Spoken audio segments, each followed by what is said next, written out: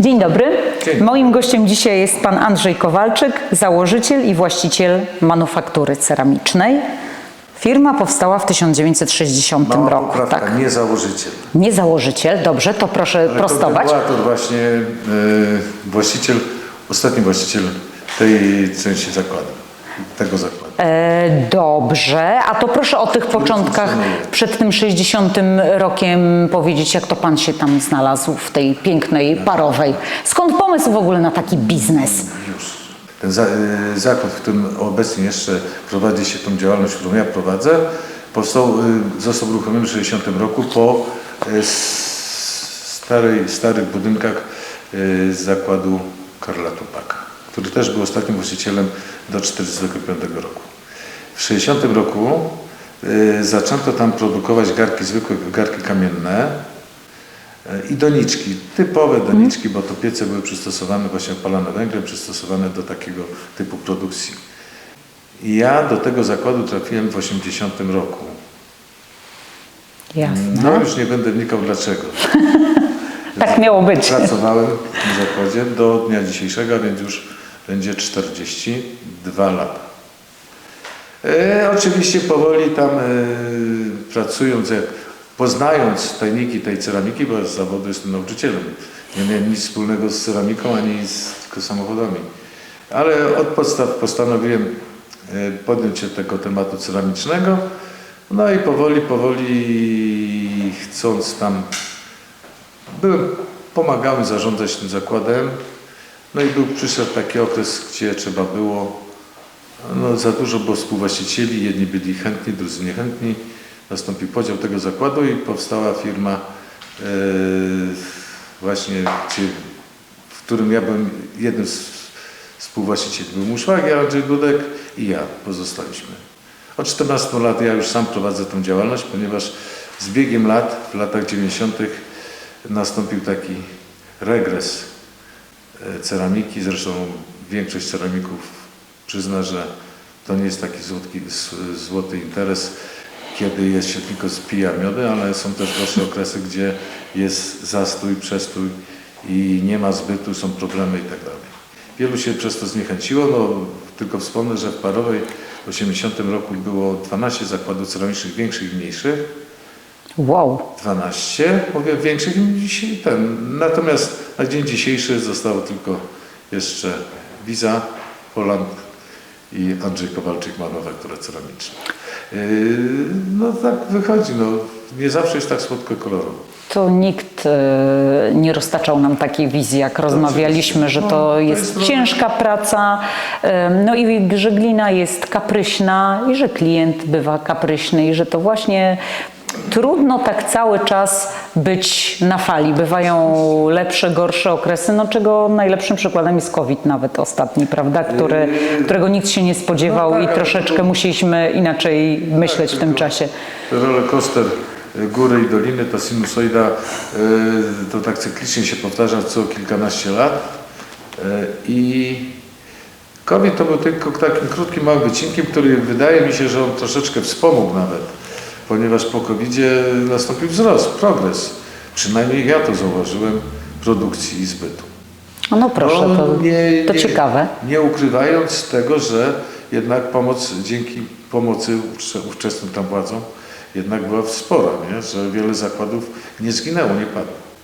Tak, to prawda, bo to trzeba było ten okres, mimo że teraz nam się wydaje, że to niewielki wycinek czasu, jednak przetrwać, tak? Bo w pewnym momencie nie było wiadomo, co będzie dalej.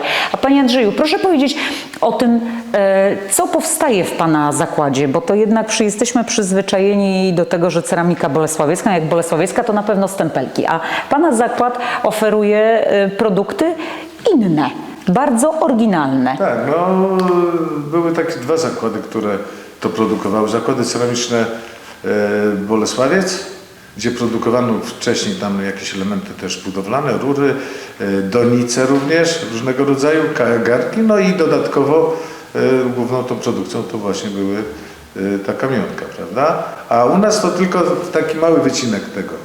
Garnki kamionkowe i donice. Zaczynało się od klasycznych, teraz czasy następuje postęp i są klienci kapryśni, wymyślają różne pojemności, na przykład garnków, donic ciekawe. różnego kształtów, sami podsuwają pomysły, czy by nie szło to. No i na bazie takich właśnie, z takiego sugerowania się propozycjami klientów, no spróbujemy coś. Spełniacie marzenia I Państwo. niektóre się zatrzymują i ciągną się w nieskończoność, są produkowane. Mówię głównie właśnie o ceramice tej mrozoodpornej, która jest używana w ogrodach do dekoracji ogrodów i tak dalej. Wcześniej tego nie było, ponieważ jeżeli ktoś miał ogród, to miał tylko warzywny, nie? No A tak. teraz są piękne ogrody i fontanny i tak dalej, dzbanki, niezbanki, różnego rodzaju się robi pod pomysły niekiedy właśnie, które są zasugerowane przez klienta.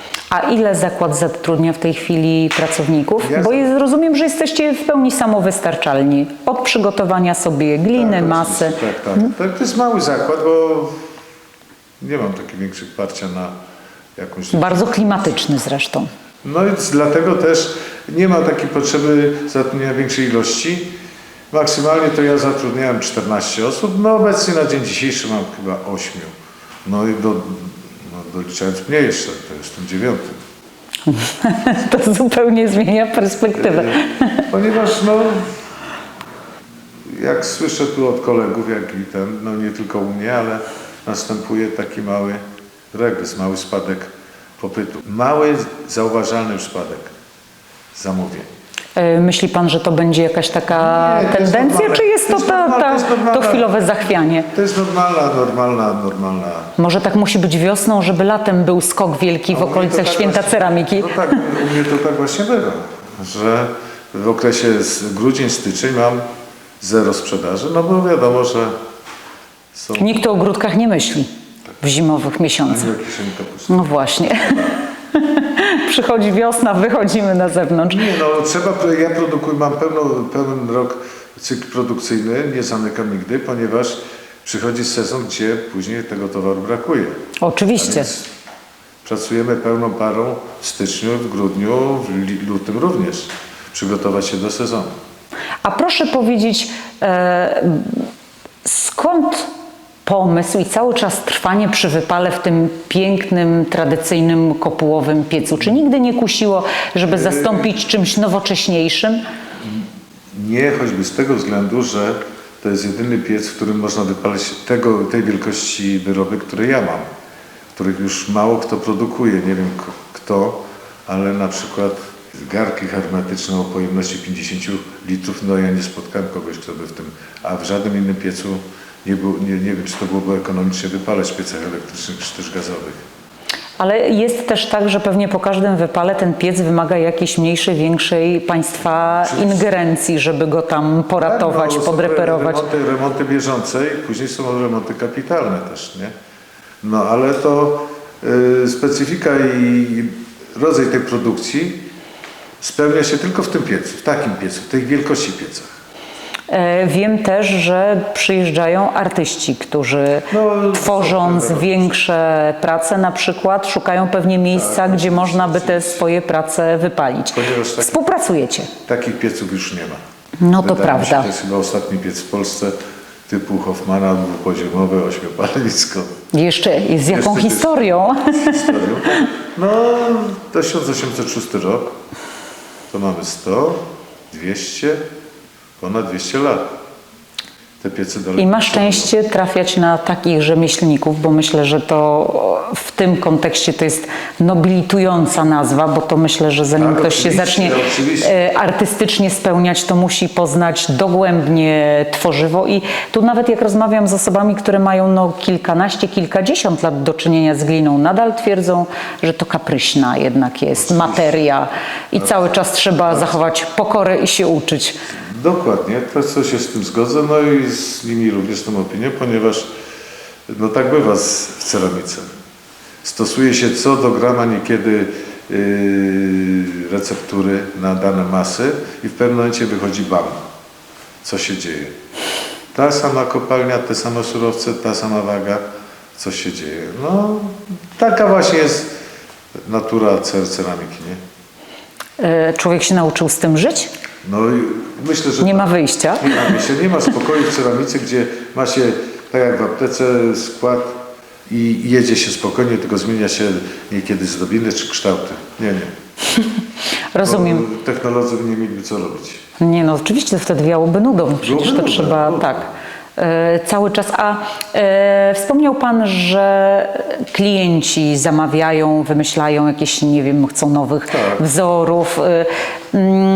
Kto w zakładzie odpowiada za to, żeby z tej myśli, pomysłu jakiegoś tam ogólnego powstało konkretne naczynie? Macie Państwo, rozumiem, modelarzy, tak? Osoby, które... Ale ktoś musi zrobić to pierwsze naczynie, według którego powstaje forma mateczna na przykład. Czy to wszystko toczone na kolej? Jak to... Tak od kuchni proszę nam troszkę opowiedzieć, uchylić rąbka tajemnicy. Znaczy wystarczy dać zdjęcie, wymiary, rozmiary danego projektu i modelarz to tworzy. On stawia pierwsze kroki. Później sprawdzamy, korygujemy, czy to zgadza się z tym pierwotnym zamysłem, tym projektem. No i jest, ja przynajmniej miałem taki jeden temat, żeśmy dopracowali, ale to właśnie jest z modelarzami. Najpierw jest projektant. Później trzeba... Czyli rysunek. Dobry, wymiary. Tak, jakie chciałby się uzyskać, prawda? No tak, bo to jeszcze kwestia skurczu, później gliny po ale wypale. to już najmniejsza, to już modelarz to zakłada, jaki skurcz trzeba nadłożyć i tak dalej. Ile większy czy coś, nie? No i cały miar, kiedyś pracowaliśmy z modelarzem świętej pamięci panem Chorosiem, który tutaj też był znanym takim modelarzem z dużą praktyką. I on zresztą był nauczycielem w szkole ceramicznej, kiedy u nas była w Bolesławcu, Krakowa. I kilka razy podchodziliśmy do jednego projektu poprawiać. Poprawialiśmy, ale żeśmy uzyskali ten efekt, jaki się w końcu chciało uzyskać. Bo na rysunku coś innego, model jest coś innego, a przy wyrobie gotowym całkiem inny kształt wychodzi, jakbyśmy chcieli. No tak to wygląda. Cały czas kreatywna praca. Tak. To też myślę, że ważne, bo człowieka gdzieś tam nakręca cały czas coś nowego, prawda? Się wpatruje na przykład w dany projekt i można coś dołożyć. Coś, może jakieś uszy, może jakąś zdobinę ręczną. No tak to działa, dlatego ja tam działam, bo mnie to wciąga cały czas, nie? Bez względu na to, czy są dobre, czy złe lata, no ale tak już się do tego przyzwyczaiłem. A proszę mi powiedzieć, bo my mówimy tutaj o donicach, o słonach na donice, o garnkach, a wiem doskonale, że powstaje i plastyka figuralna, jakieś figury do ogrodu. Dużo rzeźbach ogrodowych, które I czy to jest też na jakieś zamówienie konkretnej osoby i później podoba się tak, że zostaje w ofercie? To jest sprawa dyskusyjna, jeżeli ten, który sobie nie zażyczy powielania, no to... Rozumiem, tylko ja będę miał takie w ogrodzie, nikt inny nie może. Dokładnie, tak. Czyli można i takie rzeczy u Państwa zamówić, no to wspaniale. No to może je już na dzień dzisiejszy nie, ponieważ tych artystów jest coraz mniej, drogi się rozchodzą, ale kontakty pozostały. Miałem takiego klienta o nazwisku, pana profesora o nazwisku Sowa, który się lubił w sowach i sobie zażyczył sowę o wysokości 2 metrów, naturalną. No i były zrobione 2 takie sowy. No taka 2-metrowa sowa to pewnie wyzwanie. No było wyzwanie. No dla artysty, dla plastyka, który się para rzeźbą, to raczej nie jest aż takie za duże wyzwanie, bo tylko wyzwanie to później jest, żeby to wstawić do pieca i w odpowiedni To sposób swoje też waży. Myślę, że to czasami ludzie sobie nie zdają sprawy, że to jest kolos, tak? No musi być wejście. Czasami się burzy wejście do pieca, żeby wsadzić jakąś taką rzeźbę. No i żeśmy 2 takie sowy wykonali. Czy dokumentujecie Państwo takie te niezwykłe zamówienia, które się później latami pamięta? Ja mam gdzieś, oczywiście się dokumentuję. Gdzieś tam w zdjęciach są. Natomiast była jedna taka rzeźba robiona u nas, która pozostała w magazynie Stoi.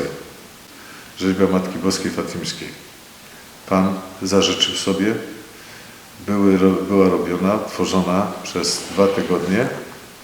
Wszystko ładnie, pięknie i końcowy efekt wyszedł zerowy, ponieważ w czasie studzenia nastąpiło pęknięcie I 2 tygodnie pracy takiego artysty, rzeźbiarza poszło na marne. No tak, to są te chwile, kiedy... Ale to było wyzwanie, gdzie warte było tego podejścia.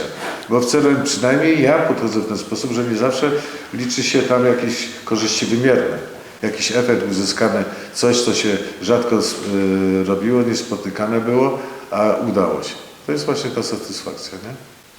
No, będąc, goszcząc ostatnio u Pana, kiedy pomagał nam Pan konsultować przed otwarciem Centrum Dawnych Technik Garncarskich nasze różne pomysły na życie, to tak do tej pory o tym też myślimy. Czy nie myślał Pan, żeby na przykład wypalając, rozpalając ten piec, żeby zrobić z tego taki happening i zaprosić ludzi? Przecież teraz myślę, że nawet uczniowie jakiejś Akademii Sztuk Pięknych wrocławskiej chociażby, którzy się kształcą w tym kierunku ceramicznym, podejrzeć takie rzemiosło, jak to wygląda w dniu codziennym, to chyba byłoby bezcenne. W ten sposób, że studenci czy też pracownicy, profesorowie Akademii Sztuk Pięknych z Wrocławia, oni są tak na bieżąco w okresie letnim u nas.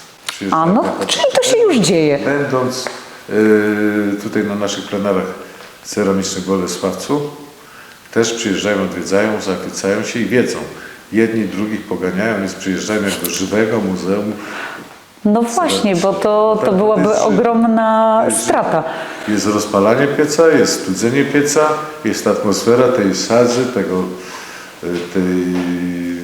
do garcarstwa, jak w kuźni. Tak, bo to na zdjęciu, nawet na filmie, to jest zupełnie coś innego niż poczuć tą temperaturę, zobaczyć, wejść nawet do tego pieca, tak? Zobaczyć, jaki to jest ogrom. A proszę mi powiedzieć, pewnie i wyzwaniem jest załadowanie samo tego pieca, tak? Żeby to wypełnić tak, żeby się wypaliło dobrze, ale jednocześnie, żeby maksymalnie wypełnić przestrzeń tego pieca. Każdy z ceramików stara się optymalnie wykorzystać to ciepło i tę powierzchnię pieca, nie? Więc to trwa tydzień czasu. Ustawianie tego pieca. Rozumiem. Optymalnie, żeby koszty wypału były takie adekwatne do wartości sadu w piecu, nie? Jak rozpalicie, ile czasu trwa wypał? Proces wypału trwa, jeśli się tak zamyka się w granicach 20 godzin, do 20 godzin. I później studzenie, tak? Tak. Po jakim czasie można? Tydzień czasu i po tygodniu dopiero. Powolne studzenie przy tym moim asortymencie, ponieważ to jest wszystko grubościenne. Tak, dłużej trzyma temperaturę. Tak, i trzeba uważać na te właśnie straty studzenia. Nie? Pasjonujące, naprawdę, bo to jest... No wiem. To nie jest taka produkcja seryjna, to właśnie bardzo nawiązuje do tego takiego tradycyjnego rzemiosła, prawda? Państwo też nadal używacie starej, dobrej receptury, sprawdzonego i kojarzonego z Bolesławcem, tego szkliwa ziemnego, prawda? Do części swoich produktów. No to szkliwo, no tak, no oczywiście, no to jest szkliwo, to jest polewa, tak zwana glina niskotopliwa. Ta receptura właśnie to jest przedwojenna, bo Niemcy nie wydaje mi się, żeby stosowali szkliwa, tylko też właśnie tą polewę brązową. A jedno złoże, które jest tu w Europie, to jest właśnie w okolicach Zielonej Góry w Czerwieńsku, a drugie jest w Wielkiej Brytanii. To już troszkę dalej. Tak, ale to jest właśnie takie unikatowe. To nie jest szkliwo, to jest stricte naturalna glina z jakimś tam dodatkiem kredy i tak dalej, umielana.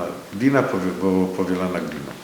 A może jeszcze kilka słów o święcie ceramiki, bo ono się kształtowało na Pana oczach i wiem doskonale, że również te początki wiążą się z Pana osobą. No, to pierwsze święto ceramiki. Na początku niewielkie targi, w tej chwili festiwal ceramiczny na całą Europę. Danusia Maślicka, właśnie będąc ówczesnym dyrektorem właśnie Boku, no i z prezydentem. Wtedy gdzieś się zrodził taki pomysł, jeszcze na pewno, że się tak wyrażę w cudzysłowie, mieszał w tym palce świętej pamięci Stasiu Wiza, też, bo też wielki fan ceramiczny. I to były pierwsze targi, wszystkie zakłady, było wiele zakładów tu w okolicach, zakłady Przybosk i tam... Spodziewaliście się wtedy Państwo, że to będzie tak ogromna impreza? Nie było namiotów. Żadnych namiotów, nic nie było. Były jakieś półki, regały. Ja kupiłem taki namiot ogrodowy, też już pamiętam. No to taka była partyzantka, ale taka dość ciekawa. I tak z roku na rok coraz bardziej tam próbowali sobie co niektórzy robić jakieś budki, nie budki. Pięknie to wyglądało. No i patrząc się teraz z perspektywy czasu, no to są już teraz prawdziwe takie święto ceramiki.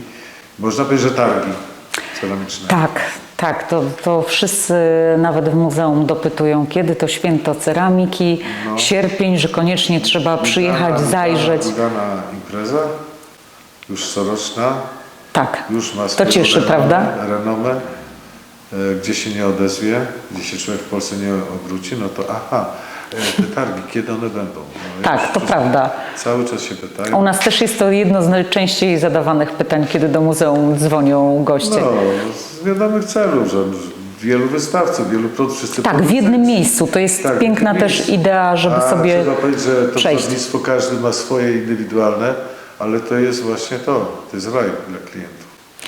Panie Andrzeju, to w takim razie niech mi Pan powie, czego jeszcze Panu można życzyć w tym takim zawodowym życiu? Czy jeszcze jest jakiś pomysł na coś, nie wiem, szalonego? Szalonego nie, ale już tak patrzę się wcześniej na swoje zdjęcia, które były tak inkatowe dzbany robione. Musiałbym to jeszcze powtórzyć, bo zapomniałem, a wcześniej nie doceniłem, że to taką wartość przedstawiało, że to u mnie w zakładzie było. A no Mam proszę. kilka takich pomysłów i muszę nawiązać kontakty z tymi z twórcami, artystami, żeby to powtórzyć. To kolejnych wspaniałych projektów życzymy i dziękuję bardzo za rozmowę. Dziękuję.